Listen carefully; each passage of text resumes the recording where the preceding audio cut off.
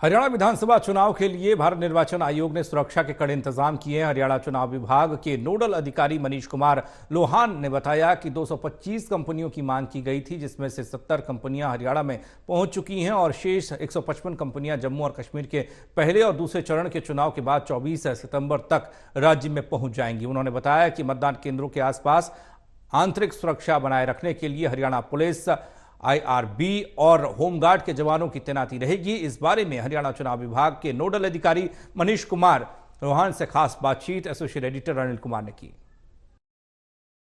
हरियाणा विधानसभा चुनाव के दौरान भारत निर्वाचन आयोग ने सुरक्षा के क्या इंतजाम किए हैं, इस मेरे साथ है निर्वाचन विभाग के नोडल अधिकारी मनीष कुमार लोहान। इनसे जानते हैं कि सुरक्षा के क्या इंतजाम किए गए हैं। जी नमस्कार अनिल जी। आगामी 5 अक्टूबर को होने वाले हरियाणा विधानसभा के आम चुनाव के लिए निर्वाचन आयोग द्वारा तमाम सुरक्षा के प्रबंध किए गए हैं।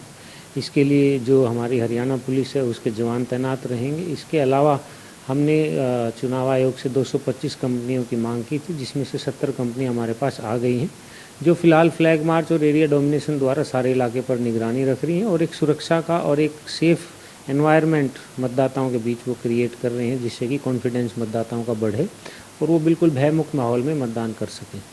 इसके अलावा हमारे जो कुल 20,629 मतदान केंद्र हैं, उनमें से तकरीबन 300 से ज़्यादा हमारे वल्नरेबल मतदान केंद्र हैं और 2,700 से ज़्यादा हमारे क्रिटिकल मतदान केंद्र हैं। तो उन पर पैरामिलिट्री जो हमारी फोर्सेज है, हमारे पास 24 तारीख के बाद एडिशनल जो कंपनी आएंगी 155, उनकी अलग से तैनाती की जाएगी, ताकि वहाँ सुरक्षा के पुख्ता इंतजाम हो और वहाँ कोई भी गैरकानूनी गतिविधि कोई ना कर सके। इसके अलावा होम गार्ड्स के भी हमारे जवान तैनात रहेंगे और मतदान केंद्रों पर हमारे एनसीसी वॉलंटियर्स रहेंगे बुजुर्गों के और मतदाताओं की मदद के लिए, तथा वेबकास्टिंग के द्वारा भी चुनाव के ऊपर निगरानी रखी जाएगी। लोहान साहब, आज की डेट में कितने हरियाणा के मतदाता हैं और कितने पोलिंग स्टेशन बनाए हैं और कितने क्रिटिकल पोलिंग स्टेशन हैं और सुरक्षा के क्या इंतजाम होंगे और कितनी शिकायतें अभी तक आपके पास आई हैं और उनका आपने निवारण किया है? जी, अगर मैं मतदाताओं की बात करूं तो हमारे पास जो अभी कुल मिलाकर 2,03,54,350 हमारे मतदाता हैं, जो कि आगामी 5 अक्टूबर को मतदान में हिस्सा लेंगे। इसमें से 1,07,75,957 महिलाएं हैं, पुरुष हैं, और 95,77,926 इसमें से महिलाएं हैं। हमारे पास जो 18 से 19 आयु वर्ग के जो युवा मतदाता हैं, नए मतदाता हैं, उनकी संख्या 5,24,514 है। इसके अलावा हमारे पास 1 लाख से ज़्यादा सर्विस मतदाता हैं, जो कि अपना पोस्टल बैलेट के द्वारा अपनी जो वोट है, इलेक्ट्रॉनिकली ट्रांसफर्ड जो पोस्टल बैलेट होता है, उसके द्वारा अपना मताधिकार का प्रयोग करते हैं। और हमारे जो टोटल बूथ हैं 20,629 हमारे पोलिंग स्टेशन होंगे, जिनमें से 2700 से ज़्यादा क्रिटिकल हैं और 300 से ज़्यादा वल्नरेबल हैं। तो इन पर सुरक्षा के एडिशनल इंतजाम किए जाते हैं। जैसा भी चुनाव आयोग का निर्देश है, उनकी पालना में सुरक्षा की सारे इंतजाम किए जाएंगे। लोहान साहब, अभी तक आपके पास कितनी शिकायतें आई हैं और कितनी शिकायतों का निवारण किया है? इसके अलावा राजनीतिक दलों से भी जो शिकायतें आई हैं, उनमें से कितनी शिकायतों का आप निवारण कर चुके हो?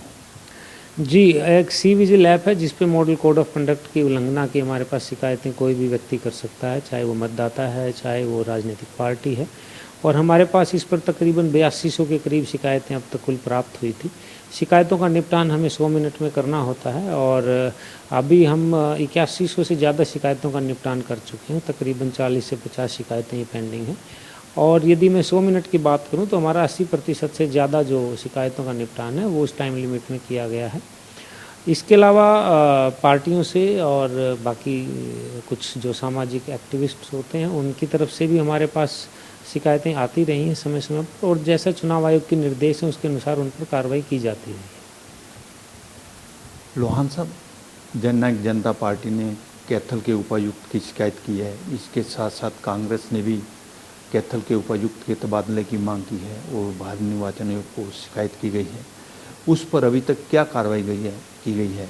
इसके साथ साथ कोई बसों की भी शिकायत आई हो आपके पास, जिस पर आपने कार्रवाई की हो? जी, कैथल के बारे में हमें शिकायत प्राप्त हुई थी जननायक जनता पार्टी से भी और इंडियन नेशनल कांग्रेस पार्टी से भी शिकायत प्राप्त हुई थी, जिसमें कि आज 16 सितंबर को 3:30 बजे उपायुक्त महोदय द्वारा एक मीटिंग कॉल की गई थी, जिसमें कि जिला परिषद के जो चेयरमैन हैं उनके नो कॉन्फिडेंस मोशन के बारे में वो मीटिंग कॉल की गई थी। तो उस शिकायत का संज्ञान लेते हुए उस मीटिंग को पोस्टपोन कर दिया गया है और इस शिकायत के ऊपर आगे मार्गदर्शन हमने चुनाव आयोग से मांग लिया है। जैसा भी मार्गदर्शन प्राप्त होगा उसके अनुसार कार्रवाई की जाएगी। बसों के बारे में भी हमें कुछ पर्टिकुलर जो कैंडिडेट्स हैं उनके बारे में अलग अलग जगहों की कुछ शिकायतें प्राप्त हुई थी, तो जो क्योंकि वो अलग अलग विधानसभा क्षेत्रों से जुड़ी हुई हैं, तो संबंधित रिटर्निंग अधिकारियों ने उन जिनके बारे में शिकायत प्राप्त हुई थी उन उम्मीदवारों को नोटिस जारी किए हैं और उनसे जवाब मांगा गया है। ये थे मेरे साथ निर्वाचन विभाग के नोडल अधिकारी मनीष कुमार लोहान। इन्होंने बताया कि सुरक्षा के चुनाव के दौरान क्या इंतजाम किए गए हैं। वहीं इन्होंने बताया कि कितनी शिकायतें निर्वाचन विभाग के पास आई थी और कितनी शिकायतों का उन्होंने निपटारा किया है। Anil Kumar, total news, Chandigarh.